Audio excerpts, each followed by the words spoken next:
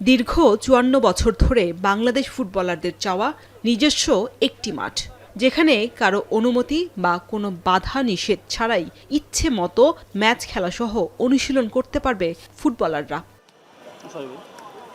তবে দেশ স্বাধীনের পর থেকে বাফুফের সভাপতি মোহাম্মদ ইউসুফ আলীর আমল থেকে তাবিতাওয়ালের বর্তমান কমিটি কেউই দূর করতে পারেনি সিনিয়র থেকে জুনিয়র ফুটবলারদের সেই আক্ষেপ।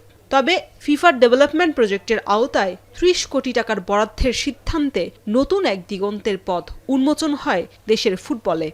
ফুটবল ফেডারেশন তো রিচেস্ট ফেডারেশন এবং ফুটবলের পয়সা দিয়ে স্পোর্টস চলতো বাংলাদেশে। একটা থাকবে কেন, সারা বাংলাদেশে প্রত্যেকটা ডিস্ট্রিক্টে থাকার কথা বিএফএফ এর। যেই পয়সা বিএফএফ এর ছিল বা যা তখন যা তাদের রমরমা অবস্থা, তারা করতে বার্গেনও করতে পারতো। কোনো ডেভেলপমেন্ট ওয়ার্ক করতে গেলে বাচ্চাদের শিশুদের ট্রেনিং ফ্যাসিলিটিস দেওয়া, তারপরে মেইন ন্যাশনাল টিমের যখন খুশি ডাকলো কোচ যে কোনো একটা তার মাথায় আসলো যে এইটা করবো, প্র্যাকটিস করাবো, মাঠের জন্য সে করে দিতে পারে না। টেকনিক্যাল সেন্টার নির্মাণের জন্য ২০২২ সালে রামুর খুনিয়া পালংয়ে ২০ একর জায়গা বাফুফেকে হস্তান্তর করে যুব এবং ক্রীড়া মন্ত্রণালয় এবং কক্সবাজার দক্ষিণ বন বিভাগ।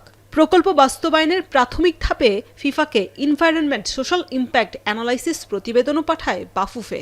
তবে কিছু জটিলতায় সেই জায়গার দাবি ছাড়তে হয় ফেডারেশনকে। পরবর্তীতে একই উপজেলার অন্য জায়গায় জমির পরিমাণ কমিয়ে মৌখিকভাবে বাফুফেকে বরাদ্দ দেয় যুব এবং ক্রীড়া মন্ত্রণালয়। তবে সরকার পরিবর্তনে দেখা দেয় নতুন এক সমস্যা।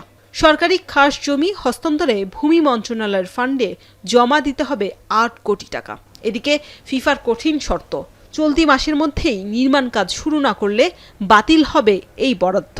এমন বিশাল সুযোগ যেন হাতছাড়া না হয়, সে কারণে ফিফাকে চিঠি দেয় বাফুফে। সাড়াও দিয়েছে বিশ্ব ফুটবলের নিয়ন্ত্রক সংস্থাটি। আমাদের যে ট্রেনিং সেন্টার, যে ফিফার যে অর্থায়ন, সেটা আমরা এক্সটেনশন করে নিয়েছি, সমস্যা নেই। সেটা আমরা আরও ৩ মাসের মতো আমরা এক্সটেনশন করে নিয়েছি। তো আমাদের পরিকল্পনা আগের থেকেই করা ছিল। আমাদের সম্মানিত প্রেসিডেন্ট এই বিষয়ে অবগত এবং সবসময় এটা নিয়ে কাজ করছে। আগামীতে এটা বিশ্বমানে যাতে ট্রেনিং সেন্টার হয়, সেই পরিকল্পনা নিয়ে আমরা আগাচ্ছি। এদিকে জমি বুঝে নিলেও এর বিনিময়ে ভূমি মন্ত্রণালয়ের ফান্ডে ৮ কোটি টাকা জমা দেয়নি বাফুফে। তবে দ্রুতই এই প্রক্রিয়াও শেষ করতে চায় ফেডারেশন। না, আমাদের মোটামুটি সব সম্পন্ন হয়েছে, কথাবার্তাও সব ঠিক হয়েছে। আমরা এখন এই টাকার বিষয়টা, প্রেসিডেন্ট আসছে, হয়তো ২-১ দিনের ভিতরে কথা বলে এটা ফাইনাল করবে। আমাদের একটা চিঠি দিবে, কক্সবাজার ডিসি আমাদেরকে চিঠি দিবে টাকাটা জমা দেওয়ার জন্য। চিঠিটা হাতে পাইনি, হয়তো ২-১ দিনের মধ্যে পেয়ে যাব।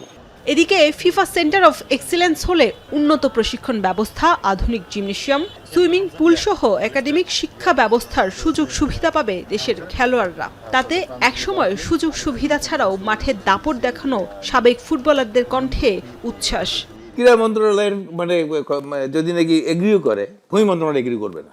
হ্যাঁ, আবার ভূমি মন্ত্রণালয় এগ্রি করলে আর একটা সরাসরি বলে যে ওইখানে যে অন্য প্রবলেম আছে। এই যে আমাদের প্রবলেমগুলি, এগুলি তো আগে সারাইতে, এগুলি সারতেই তো প্রবলেম হয়ে যায় অনেক। আমি আশা করি যে হয়ে যাবে। এক্সিলেন্স সেন্টারের বাস্তবায়ন সম্পূর্ণ হলে ফুটবলের অগ্রযাত্রায় আরও এক ধাপ এগিয়ে যাবে দেশ, এমনটাই মনে করেন ফুটবল সংশ্লিষ্টরা। শরীফ রাউশন, এখন, ঢাকা।